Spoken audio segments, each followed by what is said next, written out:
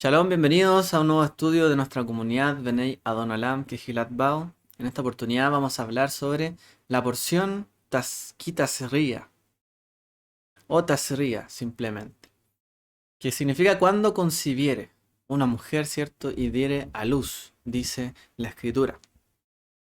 En esta porción nos encontramos con algunos pasajes que pueden ser difíciles de digerir hoy día, eh, ya que son bastante, digamos, como de otra época, ¿no? Nosotros no tenemos estas costumbres, ¿no? Muchas veces de partida, por ejemplo, el tema de la lepra, el zarat, la afección, ¿cierto? De lepra, o en el cuerpo. Tampoco tenemos nosotros un templo en el cual, digamos, hoy una persona dio a luz, no puede acercarse a tal lugar, o etcétera. O sea, no hay para nosotros un contexto adecuado, ¿cierto? En los que se presentan estos versos de la escritura. Y como hemos mencionado en muchas ocasiones, lo importante, ¿cierto? Es que no caigamos en juzgar, ¿cierto? La escritura de una manera apresurada cuando en realidad nos está queriendo enseñar algo, ¿cierto?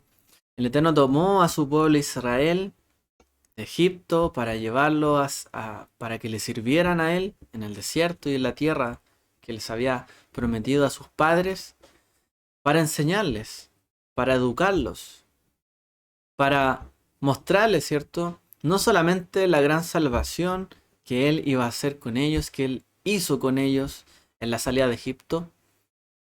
Y hoy, ¿cierto? Que es el primero de Nisan del año 5782.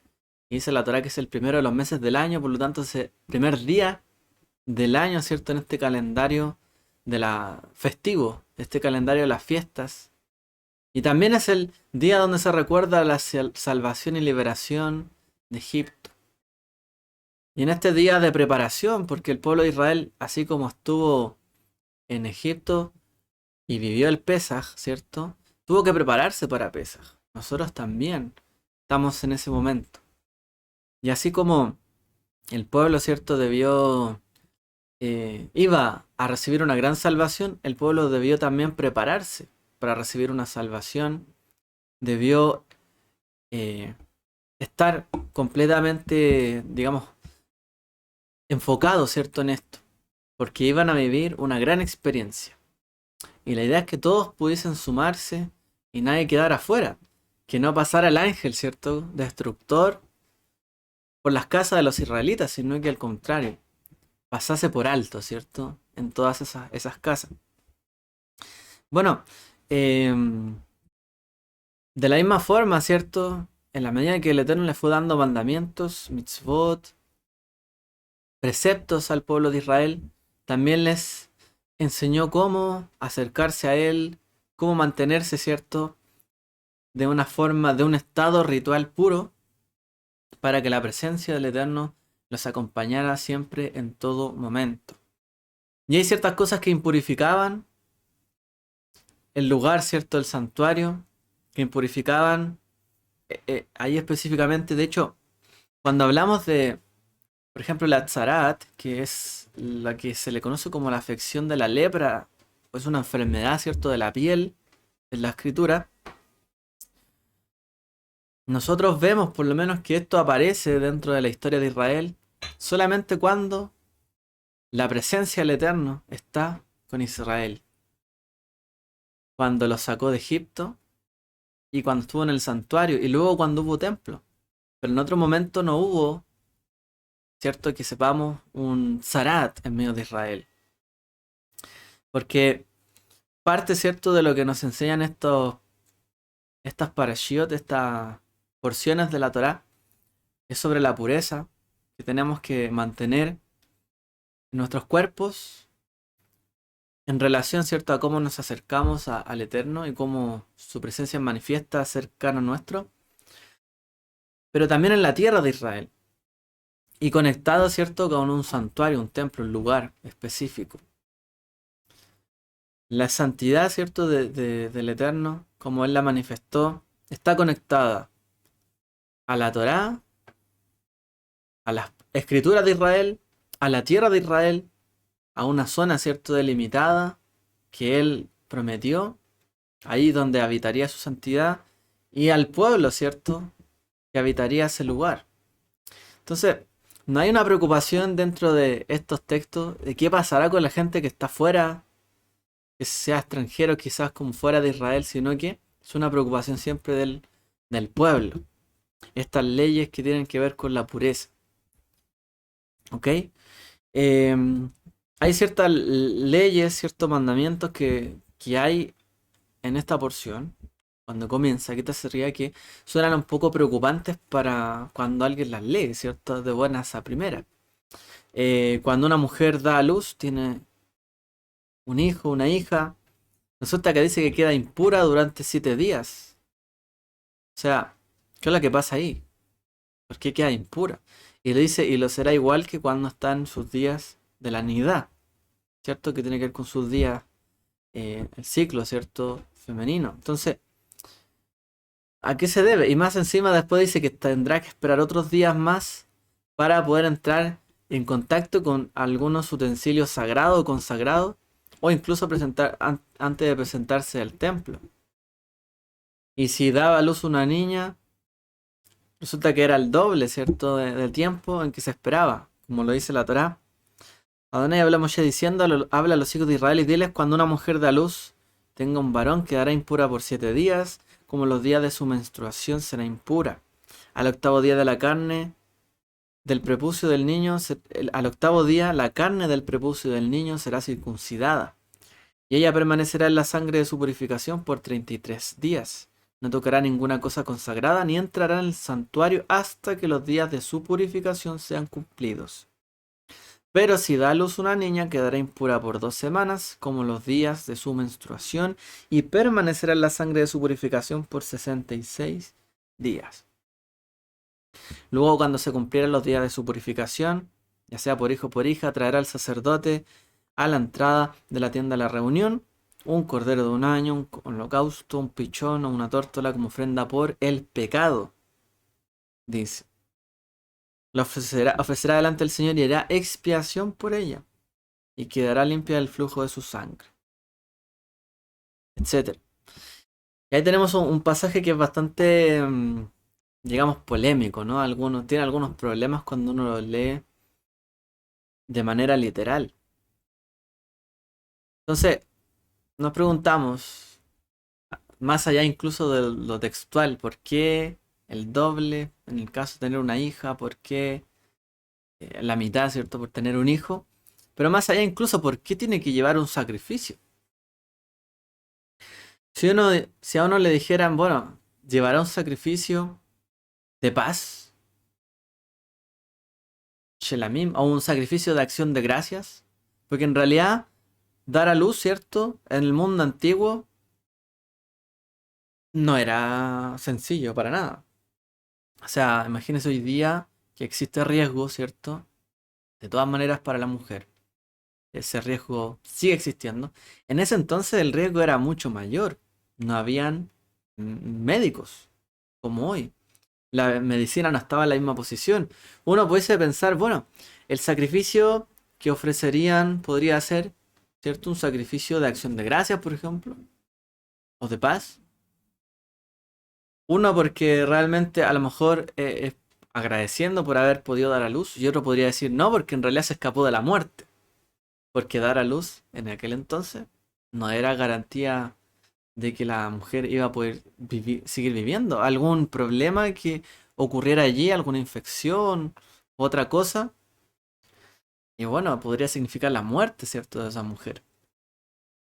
O podría estar agradeciendo para que el Eterno diera un crecimiento fuerte para su hijo, porque también en el mundo antiguo la tasa de mortalidad, ¿cierto?, al nacer era, o mejor dicho, la tasa de natalidad era muy baja. Muchos de los que nacían morían en ese entonces. Bastante, o sea, por lo menos estamos pensando que la mitad de los niños que nacían se morían en ese entonces.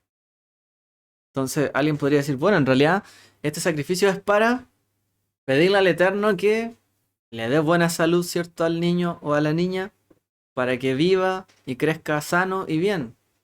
O por el otro lado, quizás por la madre, pero no. Se dice que debe llevar un holocausto por el pecado, dice. O por la culpa incluso. Porque de hecho lleva varios, ¿cierto? O sea, prácticamente tiene que llevar un holocausto que tiene que ver con la culpa, junto con una ofrenda por el pecado, que es haber hecho algo inadvertido. O sea, aquí, ¿cierto? Hay como un poco de difícil explicación, ¿no? ¿Por qué la mujer tiene que llevar un sacrificio de culpa y además de pecado? De culpa es porque realmente hizo algo, ¿cierto? A plena conciencia, o ella hizo algo y sabe que hizo algo que no está bien. Y el otro es la ofrenda por el pecado, que hizo algo que no sabía, pero podría traer algo inadvertido. Un pecado inadvertido. ¿Cuál es la ofensa de la mujer al dar a luz un hijo o una hija? ¿Cuál es el pecado de dar a luz un hijo o una hija? De hecho, la Torá y dentro del judaísmo, el primer mandamiento en orden cronológico es Uru Urbu, ¿cierto? Fructificad y multiplicaos, dice la Torá. Ese es el primer mandamiento de la Torá. Puru Urbu. ¿Y no es que acaso está cumpliendo un mandamiento en este momento? ¿Por qué? Está siendo fecunda, ¿cierto? Y se está multiplicando. Ya no es una sola ella, ahora se multiplicó por dos. Ahora tiene y dio a luz un hijo, una hija. Y si es que dio a luz a más de uno a la vez, se está multiplicando más todavía. Entonces uno diría, bueno, no hay nada malo en esto. ¿Por qué necesitaría expiación la mujer? Podríamos dar muchas explicaciones. Y algunas podrían sonar más excusas que explicaciones de por qué la Torá habrá dicho tal cosa. Pero por lo menos reflexionemos, pensemos. Démosles alguna vuelta a este punto. ¿Qué es lo que nos dicen los sabios? Bueno, ¿por qué podría la Torá estar señalándonos esto? Por ejemplo, el comentarista, el rabino llamado Kli Yakar, él dice que las ofrendas que presenta la mujer recuerdan al pecado de Adán y Javá, ¿cierto? De Adán y Eva. Y también el castigo posterior que les impuso el Eterno, donde les dice a la mujer, tipo, haré que tu parto, ¿cierto? O des a luz con dolor, dice. Eso es lo que dice la escritura. Darás a luz con dolor. El otro trabajará, ¿cierto? Con el sudor de su frente, conseguirá el pan, pero tú, dice, darás a luz con dolor, dice. Los dolores de parto serán muy fuertes. Así darás a luz a tus hijos. ¿Ok? Entonces él dice, en realidad estas ofrendas tienen que ver con recordar un castigo, ¿cierto? Que da, que nos alcanza de generación en generación, porque se da a luz con dolor, así como el pecado, ¿cierto? Que se cometió y el castigo, para recordar en el fondo esto con lo que cargamos toda la humanidad, ¿no? El pecado de Adán y Javá, de habernos rebelado contra el Eterno. ¿Ok? Eso es lo que dice ahí el comentarista. Hay otra opinión que dice el Ibn Ezra, otro comentarista, que dice que la mujer durante el parto, en ese momento, puede estar pensando muchas cosas indebidas, pecaminosas, indecorosas, debido al dolor que siente. ¿Cierto? En ese momento, la mujer pasa por un dolor muy grande, ¿cierto? Para poder dar a luz. Entonces se dice, o incluso antes, los dolores de parto generan mucho dolor en ella y obviamente eso la inestabiliza. Y la mujer puede llegar a decir cosas de las que quizás se arrepintiera después. Incluso podría llegar a decir, nunca más voy a tener un hijo. Podría decir, ¿quién me mandó a hacer esto? ¿Por qué? Y renegar, ¿cierto? Quizás de su condición, renegar de su hijo, incluso renegar de su esposo, para decir, nunca más voy a tener, o voy a estar, no sé, con mi esposo. cita el Ibn Ezra incluso, la cual estaría violando un mandamiento. Entonces, él dice, en realidad lo que pasa aquí es que él podría estar pasando por su cabeza durante todos esos dolores de parto que niegue en el fondo a su esposo, a su hijo, incluso que ella misma desee la muerte y tengan pensamiento de morir casi. Es bastante quizá como explícita, ¿no?, este pensamiento, pero por lo menos si nosotros le damos una vuelta a lo que estamos diciendo, porque los dolores de parto siempre están asociados con la venida del Mesías. Pasa muchas veces esto. La escritura dice, muchos renegarán de la fe, el amor de muchos se enfriará. Y claro, la mujer en ese momento, en los dolores de parto, no ama a nadie. Muchas veces como que a lo mejor odia a todo el mundo por lo que ella está sufriendo, ¿no? Por los dolores tan fuertes que hay. Y a veces esto también pasa con los creyentes en el último tiempo. El amor de muchos se enfriarán, muchos, ¿cierto?, apostatarán de la fe, muchos maldecirán, muchos no querrán unirse nuevamente a su marido, al que se supone que era el que las compró, el que estuvo con ellos, ¿cierto? El Eterno, el Mesías. Y, y muchos, ¿cierto?, también negarán en ese entonces, en los dolores de parto, a los hijos, a los descendientes, o quizás a los que, a los que vienen, ¿cierto?, digamos, como a la heredad de Israel, que son sus hijos, los que se dieron a luz en las naciones, y muchos los querrán negar. Los dolores de parto tienen mucho que ver no solo con algo específico, sino realmente con algo profético.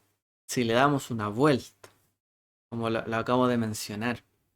La mujer en ese momento sufre mucho, y ese sufrimiento puede llevarla a cometer cierto, tener pensamiento, incluso pronunciarlo, donde humille a lo mejor a las personas que le estén alrededor, humille quizás a su esposo, o a lo mejor, bueno, siquiera tenga ganas de que viva, a lo mejor, los hijos. No lo sé. Obviamente está el otro caso. Una mujer que en ese momento tiene dolores, sufre, se mantiene, decide fortalecerse en el amor de su familia, de su esposo, para dar a luz, ¿cierto? Con toda su intención, con todos sus buenos pensamientos de paz, que poner todo de su parte, ¿cierto? Para que eso salga. Ahora, eso no la exime de que haya dolor.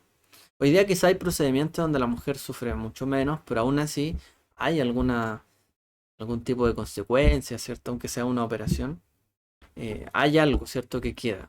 No es que un niño nace y ya, como si nada, ¿cierto? Aun cuando hoy día existan métodos. Entonces, también está por otro lado, la mujer que puede mantenerse en la calma, que en medio de los dolores de parto sigue siendo fiel, no piensa en su corazón, nunca más voy a estar con él, para no sufrir esto de nuevo. Porque a veces puede pasar. Es lo que mencionan los sabios. Y a eso apuntan. Entonces, tener ideas pecaminosas de las cuales necesita arrepentirse. Entonces, por eso dice el Ibn Ezra que a lo mejor la angustia del parto es tan grande que podría llevarlo a cometer ofensas, ¿cierto?, de las cuales necesite arrepentirse. Si lo llevamos a los últimos tiempos, hay que pasar esos dolores de parto como realmente una mujer valiente, ¿no? Que sabe lo que va a dar a luz después de eso. Lo que viene después del dolor de parto es tener, ¿cierto?, el hijo en los brazos. Tener la paz, la tranquilidad, el amor. Después de todo el esfuerzo que hubo, por fin, ¿cierto?, ya tiene a su hijo o a su hija, ¿cierto?, en sus brazos. Similar a nuestra condición también, pues tenemos que soportar las tribulaciones, las tentaciones y todo lo que sobrevenga para el final de los tiempos, porque después de ese momento vendrá la paz, la tranquilidad, la saciedad, realmente, y no habrá más guerra ni dolor, ni pestes, ni angustias. Entonces, esta para allá nos habla por un lado de la angustia de la mujer al dar a luz, y por otro lado también de la angustia, ¿cierto?, del que sufre alguna peste en el cuerpo, pestilencia. Muy profético, ¿no? Todo, realmente si lo vemos así. El mundo pasará por todo esto, Pero lo importante, dentro de los mandamientos que se nos indican, ¿cierto? Acá es que el pueblo de Israel pueda volver a acercarse al Creador, al Padre, al Eterno, al Esposo, ¿cierto? Que pueda volver a acercarse. En estas porciones se nos habla de qué nos alejan o qué cosas alejan de Él, qué impurezas nos alejan, pero también el propósito es volver a reunirse con Él. La idea es que una vez superando todo ello, podamos volver a reunirnos con Él. Así como la esposa, luego de haber dado luz, ¿cierto? Y haber sufrido todo esto, puede volver a unirse, ¿cierto? A su esposo, después de cierto periodo, como lo indica la Torá. Sí, también, después de todo el dolor, sufrimiento y quizás cosas que pasemos, impureza en esta vida, podamos volver a reunirnos y a estar unidos, ¿cierto? Con el Eterno, en una conexión mayor.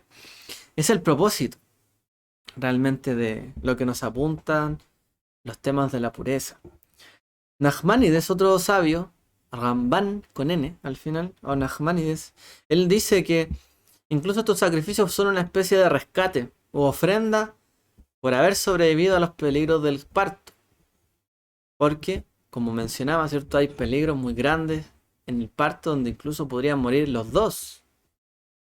Entonces, una forma de petición, oración, para que el Eterno recupere de manera completa. Él dice, es como un rescate, una paga, para que realmente puedan salir de ese momento exitosamente. Otro comentarista, el Sforno, dice que una mujer eh, estado tan concentrada en los asuntos de su parto, de sus dolores, ¿cierto? Porque de hecho esto pasa cuando una mujer se acerca, ¿cierto? A ese momento, ¿en qué está pensando? En eso. No piensa en otras cosas ya. Solamente está de lleno pensando en cómo va a tener a su hijo. Sus pensamientos los vuelca hacia allá y se concentra en todo lo que va a ser el trabajo del parto. Tanto, ¿cierto? Tanto tiempo necesita para concentrarse en algo totalmente físico, en algo físico que realmente los asuntos de Dios y los asuntos del espíritu los deja de lado. Uno podría pensar, no es tan así. A lo mejor esto me conecta más con Dios, puede decir una mujer. Sí, pero también es cierto de que todo el trabajo, todo lo que involucra ese esfuerzo, necesita desconectarlo un poco de lo que es el santuario, el lugar santo. Hay cosas ya que necesitan dedicarse realmente a tener y dar a luz. Es como las personas, o sea, ya cuando va a dar a luz, no es que andan para todos lados haciendo su vida normal, tienen que dedicarse a eso. Entonces él dice que en realidad esta culpa o este pecado tiene que ver con alejarse de los asuntos de Dios. Por algo totalmente físico, quizás del mundo, normal, dar a luz. Pero es algo que los saca a la persona de la conexión que tiene con el Eterno, con Dios en particular. Hay otro comentario que dice que se parece mucho este tipo de ofrenda a la ofrenda que se ofrecen en las fiestas. Cuando dice la Torá que no debemos presentarnos con las manos vacías. Que el holocausto que se le pide a la mujer es muy similar a ese. Para no ir con las manos vacías, dice la escritura. Entonces, que en el fondo la mujer está presentándose con algo para no llegar ante el santuario con las manos vacías. Como llevarlo, ¿cierto? Como un acto de comunión, de acercamiento, de ascensión a Dios nuevamente. Es como que hubiese caído, por así decirlo, de su nivel y está ascendiendo nuevamente y se necesita presentarse como en la fiesta. Y no puede ir sin nada. ¿Por qué? Porque hoy día no solo se tenía a sí misma antes, ahora tiene un hijo, una hija. Tiene algo más. No puede presentarse con las manos vacías. ¿Ok? Bueno, sí, sin... estas son algunas de las opiniones, ¿cierto? Que hay. Tenemos que entender, recordar que los términos tamé, que que es algo impuro, y tahor, que es algo puro, a veces se le traduce como ¿cómo se dice? Limpio e inmundo. O contaminado, impuro, ¿cierto? O limpio. Generalmente es como limpio, puro, contaminado, inmundo, impuro. Se le llama de varias maneras de forma negativa. Y eso podría hacernos pensar, alguien que lea literalmente, es que está diciendo que una mujer que da luz es inmunda. Hay traducciones que dicen así. Y claro, alguien dice, pero ¿cómo va a decir eso de la Biblia? ¿Cómo una mujer va a ser inmunda por dar a luz? Ok. Este término, ¿cierto? En hebreo implica una condición. No implica, ¿cierto? Digamos, un estado permanente de la mujer, sino que una condición. Está ritualmente impura para acercarse a algo santo, a algo, ¿cierto? Que esté consagrado. Y en el caso, ¿cierto? De que estuviera lo contrario, estaría ritualmente pura para acercarse, ¿cierto? A algo santo. Esa es la manera de entenderlo. ¿Por qué? Porque todo esto se da en el contexto en el que el pueblo estaba en medio del Mishkan, el tabernáculo, ¿cierto? Y su presencia estaba allí. Por lo tanto, la idea, ¿cierto? Es que Dios estaba en medio de ellos. Por lo tanto, debían proceder de manera pura para acercarse a la santidad del Eterno. Ahora uno podría pensar, ok, ya, entiendo. Pero ¿acaso no está Dios en todos lados? ¿Acaso Dios no es santo y lo llena todo? ¿Por qué solamente en las condiciones de un templo o acercarse a un lugar podría estar puro o impuro? ¿Y si no hay templo? Pero Dios está en todos lados. ¿Por qué entonces solamente con un santuario, un templo, estaría en esta condición de puro e impuro? Dios está en todo lugar. Nosotros debemos entender, obviamente, que las cosas del Mishkan, el tabernáculo y todo lo que allí había, era un receptáculo, digamos, manifiesto donde se podía percibir con una mayor intensidad la presencia de Dios. Pero nosotros, por supuesto, concebimos de que Dios está en todo lugar, en todas partes. No solamente en un lugar, pero sí podemos entender de que Dios tiene una presencia porque es también una persona que se manifiesta. No de la misma manera en que nosotros, porque nosotros nos podemos manifestar solamente como personas. Pero Dios podría manifestarse como ese espíritu de diferentes formas, diferentes maneras. Una perspectiva que trasciende más allá de lo físico. Entonces podemos entender que su presencia está allí, pero también está en otro lugar, no solamente en el santuario. Pero en el santuario es que Dios le indicó al pueblo cómo acercarse y cómo mantenerse ahí para que ellos sintieran aún mayor, ¿cierto? Manifiesta la presencia de Dios. Pero Dios es espíritu, ¿ok? Entonces, si hay algo que nos impide entrar en la dimensión más profunda, más fuerte de Dios, no hay otra cosa más que nos impida de una manera más concreta entrar en el mundo y en la presencia divina que nuestra mortalidad. Todos nacimos en una condición donde prácticamente hay una impureza. Y todos morimos y la muerte y la carne es impura también. Prácticamente toda nuestra vida o nuestra mortalidad es algo que nos afecta, lo queramos o no. Aun cuando pensamos en poder acercarnos más y más y más a Dios, tenemos un límite.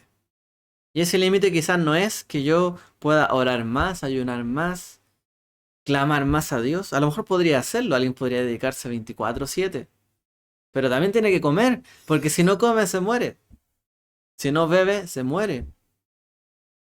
Alguien podría decir, bueno, entonces tengo un régimen, como poquito y mientras oro voy comiendo.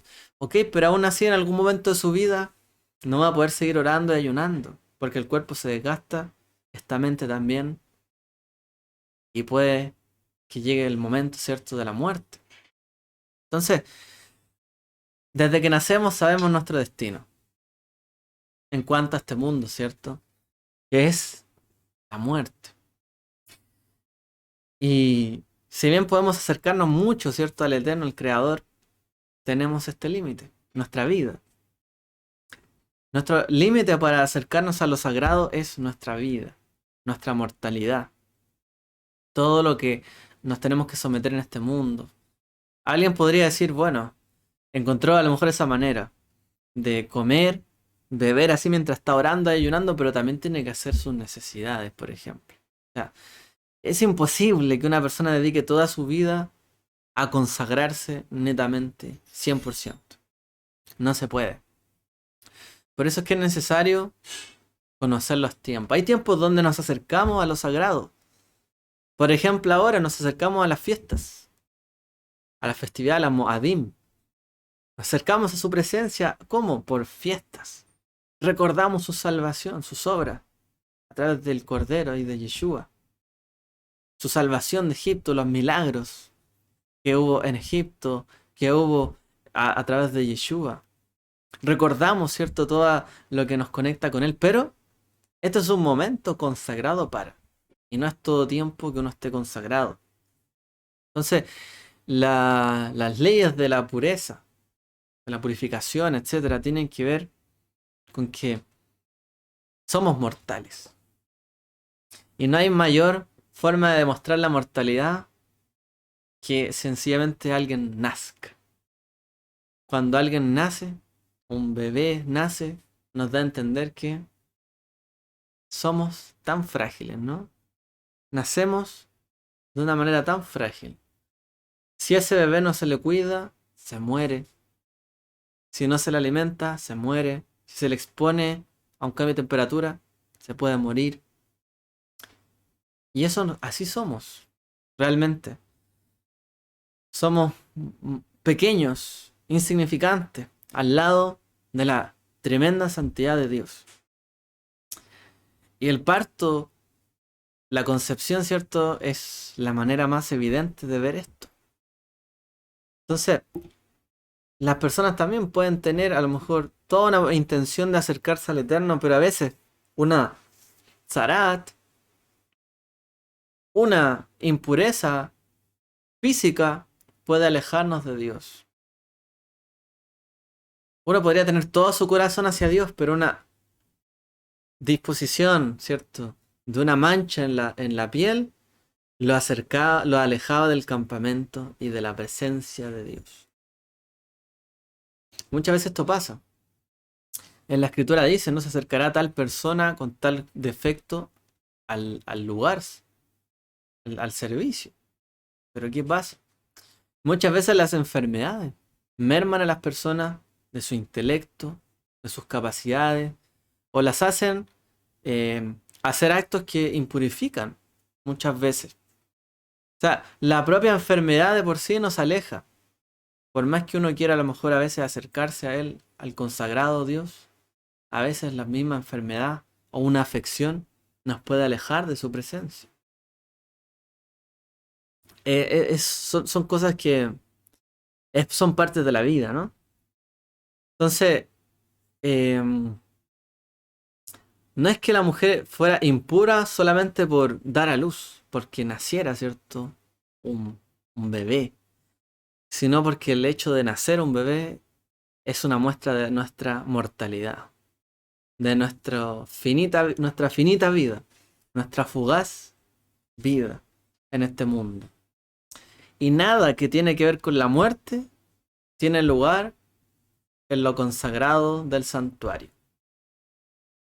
Recordemos, ¿cierto?, que todas las leyes de los sacerdotes y del santuario, nada que tuviese una señal de estar algo muerto o de entrar en contacto con algo muerto podía acercarse. Y el sacerdote solamente tenía, bueno, dependiendo del tipo de sacerdote, la opción de llorar a ciertas partes de su familia y no a todos. No se podía impurificar con la muerte por cualquiera también. Y si se le permitía, luego quedaba inhabilitado. Así, nada que indicara mortalidad podía acercarse allí. Y por ejemplo, los mismos utensilios que se ocuparon allí en el santuario tienen que ver con elementos que duran, que permanecen. Hasta el día de hoy, de hecho, el oro se ocupa como una base, una fuente de valor, porque se mantiene, ¿cierto? No, es una de las cosas que mantiene su valor. Que es muestra también de la mortalidad, de la eternidad, de la permanencia. Y por eso estaban revestidas de oro muchas cosas en el santuario. Todo lo que está allí indica eternidad y todo lo que está de nuestra parte, mortalidad. Hay quien dice también que incluso el holocausto recuerda a un holocausto que se iba a realizar en la Torá. Recordemos, Abraham fue cierto mandado por el Eterno para sacrificar a su hijo Isaac. Entonces, Isaac estuvo a punto de ser asesinado, muerto, ¿cierto?, por su padre Abraham, pero, y ofrecido como holocausto. Pero el Eterno proveyó otro holocausto en su lugar, ¿cierto? El Eterno proveyó un holocausto en vez de tener que sacrificar al hijo. Y hay quien dice que también este holocausto que ofrecía a la mujer también se debe a esta memoria del holocausto que el Eterno reemplazó en vez de para que Abraham no sacrificara a Isaac, su hijo, sino que ¿para qué? Porque el Eterno es el dueño de cada vida. Hay un mensaje también profundo ahí en el mundo antiguo, porque recordemos que en el mundo antiguo y hasta el día de hoy muchos padres creen que pueden inmolar a sus hijos, que pueden enseñarles a sus hijos a morir, a dar su vida y entregar su vida por alguna causa de ellos, hasta el día de hoy. Y en el día, o sea, y en el día de ayer, en la antigüedad, incluso los ofrecían como holocaustos vivos en los ciertos candentes brazos de Moloch. Y de manera similar, Abraham al parecer iba a sacrificar a su hijo. Pero, el Eterno no permitió eso. Entonces hay quien dice que también este holocausto lo que representa es los hijos son míos. Así como yo proveí holocausto para Abraham, también cada una que dé a luz, ¿cierto? Cada mujer que dé a luz un hijo, una hija, deberá presentarse con un holocausto para dar cuenta de que los hijos son míos, no de ustedes. No para que ustedes lo entreguen a la muerte. No para que ustedes los usen de la manera que ustedes quieran. Los hijos no son de los padres. Son un préstamo, un regalo obsequiado por un tiempo limitado. Los padres no son dueños de los hijos. Por ahí leía que el tema de la patria potestad, ¿cierto? Que así se le llama, que es una ley romana, precisamente indicaba eso, que los padres son los dueños, tenían la plena potestad sobre sus hijos. Pero significa que los padres pueden hacer lo que quieran con sus hijos. Y muchas veces en el mundo esto pasaba. Como eran de su propiedad, creían que ellos podían decidir sobre su vida o su muerte. Pero, y esto estaba muy difundido en el mundo antiguo, pero hay quien dice que este holocausto representa que los hijos son del Eterno, son de Él y no de nosotros. ¿Sí? De hecho, esto se ve en el hecho de cuando nace Caín y Abel, ¿cierto? Cuando nacen ellos, Javá dice que nombró a Caín, de esa manera, que Caín significa como algo que se posee, adquirir, algo que es de mi propiedad. Tengo una propiedad, un hijo, por medio de Dios, pero es mi propiedad ahora, es mío. Una madre, un padre quizás no siente tanto esto porque no salió de él. Pero una madre sí podría sentir, este es mi hijo, es mi propiedad, es mi bien. Yo tengo dominio, potestad sobre él que está en mi vientre. Es mi pleno derecho decidir por lo que está ahí, porque es de mi propiedad. Y eso es lo que dijo Javá cuando tuvo a su primer hijo. Ahí va, ¿cierto? Caín. Este es de mi propiedad. Se trata al hijo como una posesión adquirida, pero ¿en qué terminó Caín? Terminó asesinando, ¿cierto? A su hermano. Yo leía un comentario del rabino Sachs y él decía, trata a tu hijo como una posesión y terminará siendo un asesino. Enséñale a tus hijos que son tu posesión y ellos querrán poseerlo todo. Y si algo no lo poseen, podrán creer que tienen el derecho y la autoridad para que otros no lo posean. O de arrebatarle a los demás. Palabras duras. Y yo quiero llevarlo a la reflexión también de lo que ocurre hoy día, un poco como lo hizo Natanael ayer con su comentario.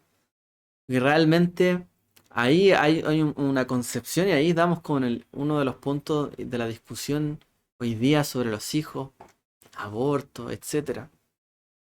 ¿Cuál es la propiedad de uno? Mi cuerpo es mi propiedad. Mi primera propiedad es mi cuerpo, claro que sí. Pero el cuerpo que nace dentro de uno es netamente mi propiedad. La Torá nos dice que la primera mujer dijo eso. Pero también está el caso de Abraham con el hijo. Y lo que estamos mencionando, al parecer, hay un mensaje ahí. Los hijos no son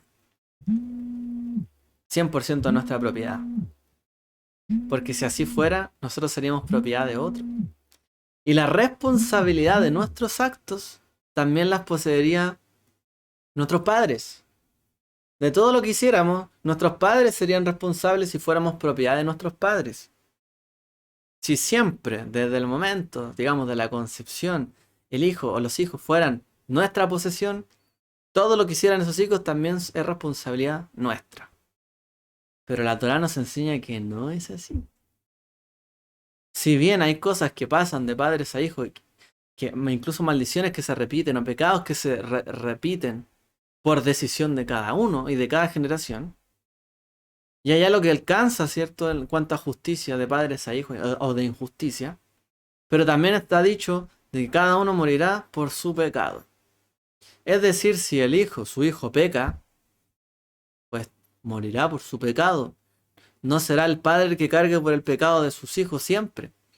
Porque si fuera así, esto es una cadena y no hay cómo pararlo. Y todos le echamos la responsabilidad a nuestros padres, al que hizo las cosas antes, al que le hizo mal, y yo soy todo lo malo porque mis padres me educaron mal, me enseñaron mal, y ellos tienen toda la culpa de que yo hasta el día de hoy esté siendo viejo, incluso me vaya mal o me siga pasando estas cosas. Y muchas veces pasa esto, que se le responsabiliza toda la vida, porque se cree que los hijos son posesión de los padres, propiedad de ellos. Si eso fuera así,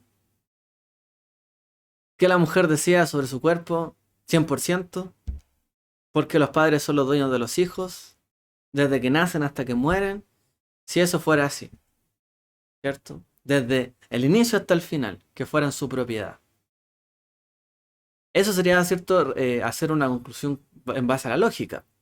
Apliquemos el mismo principio de propiedad desde el final al inicio, del inicio al final. Así tendría que ser. La mujer decide. Pero realmente nos está enseñando la Torá, parece que los hijos son del Eterno y no de nosotros.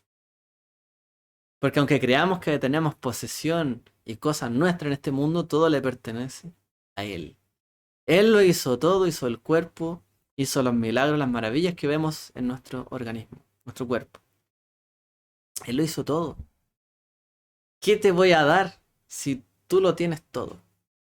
¿Qué de darte a ti si tú lo posees todo? Pero hay quien dice, yo poseo, yo tengo, te daré solo de lo que yo quiero darte. Caín y Abel, en parte, un poco tiene de eso. nosotros no podemos ofrecer lo cojo de tal manera para poder acercarnos, ¿cierto? Nuevamente a la consagración, a la santidad del Eterno, cuando ofrecemos algo manchado, cojo, no completo, con mancha, delante del Eterno. Para acercarnos a él tenemos que ofrecer algo sin mancha, completo, bien ejecutado, para acercarnos a su presencia. Todo el resto que creemos que es nuestro, es que este es mi cordero, ¿no? Pues no quiero ofrecer este. En vez del que tiene un año, ofrezco el que tiene 6 meses. La Torah nos enseña a nosotros a darle al Eterno lo que a Él le corresponde, lo que Él le pide, porque todo es de Él. Y en cuanto Él nos pidió, debiésemos darle. Sin mancha, sin peros, sin pensar que las cosas son nuestra propiedad. Y es por eso que también junto con las leyes de ofrecer sacrificio, holocausto por el nacimiento de un hijo, está el mandamiento de la Brit Milá, la circuncisión, para el hijo al 8º día, el rescate de los hijos. Y eso nos conecta también con el Bar Mitzvah. Cuando un hijo, una hija, hacen su ceremonia de Bar o Bat Mitzvah, los padres o el padre en particular sobre el hijo dice en un momento, y hoy me eximo, bendito eres tú, oh Hashem, nuestro Dios Rey del Universo, que exime a los padres de los pecados de sus hijos, prácticamente.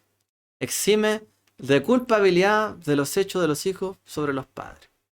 Una de las bendiciones del Bar Mitzvah que hacen los padres sobre los hijos. O sea, en vez de bendecirlo, que te vaya bien en tu vida, gracias Señor que los padres no son siempre responsables de los hechos de los hijos. Y a partir de ahora, él también está obligado a guardar el mandamiento, por lo tanto yo no estoy obligado a llevar todas sus culpas y todas sus responsabilidades porque él ya es un adulto. Se acabó. Él no es de mi propiedad para siempre. Yo lo tengo por un tiempo hasta darle las condiciones que él. O sea, en el fondo, de la propiedad que gozamos es un préstamo. Los hijos son un préstamo, no son una propiedad sobre la cual uno decida lo que quiera. Son un préstamo. Y como un préstamo seremos demandados por quien nos entregó ese préstamo. El Eterno, el Santo bendito sea. Él nos dio los hijos. Tendremos que responder por nuestros hijos. Hasta el momento en que el Eterno se los lleve. Hasbe Shalom, no sea en la vida de los padres que se los lleve. Que no sea así. O hasta el momento en que ya sean adultos y se sepan valer por sí mismos. Y ya no tengan los padres la culpabilidad de lo que hagan sus hijos. Entonces es un préstamo por un tiempo de esta propiedad que son los hijos. Y después quedan libres a su propia propiedad, ¿cierto? Ellos son dueños de sí mismos porque un niño, aunque diga yo soy el dueño de mi vida, lo que quiera, darle caso a sus padres, tiene que hacerles caso a sus padres. ¿Ok? O a cierta edad. Hasta cierta edad, ciertas cosas. Y así. Si es que después de esa edad siguiera la casa de los padres. Entonces, es un préstamo. Y así debe ser tratada también la vida cuando nace. Un préstamo de Dios. Donde uno debe tratar de cuidarlo, de sostenerlo, mantenerlo. Hay muchos lugares donde hay ciertos tipos de niños que van a nacer y les dicen, oye, nacerá así. Y deciden que no nazcan, por ejemplo. O incluso en la vida preferirían no tenerlo. Lo abandonan. Para no ir a un caso tan polémico. Muchas veces abandonan a los hijos que tienen problemas. Pero los hijos son un préstamo de Dios. Esos son los hijos. Por lo tanto, uno tiene que esmerarse en cuidarlos, protegerlos hasta que ellos se puedan valer por sí mismos. Y si no pueden, pues será un préstamo más largo todavía.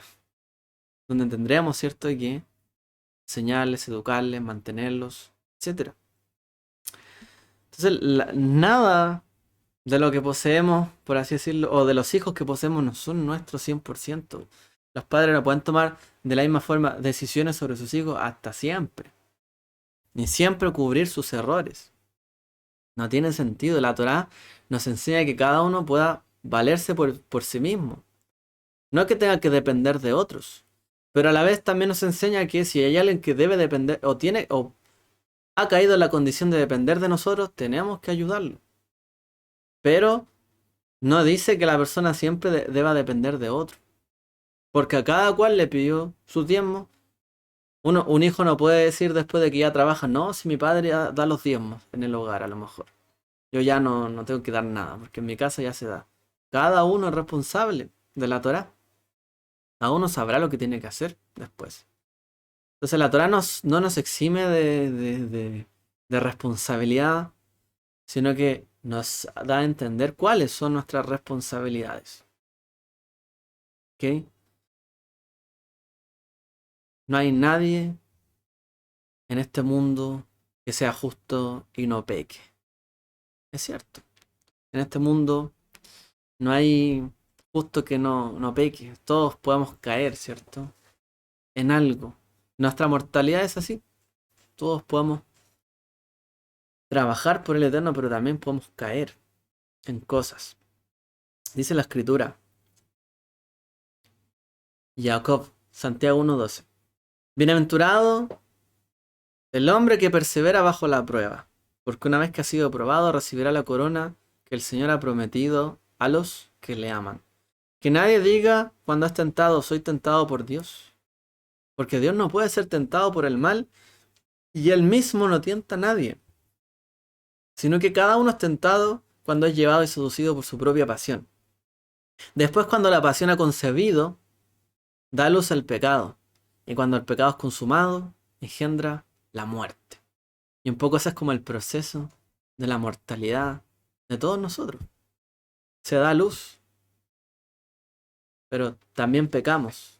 Y una vez que pecamos, estamos expuestos a la cláusula que dice, todo el que peca morirá. Amados hermanos míos, no os engañéis. Toda buena dádiva y todo don perfecto viene de lo alto, desciende del Padre de las luces, con el cual no hay cambio ni sombra de variación.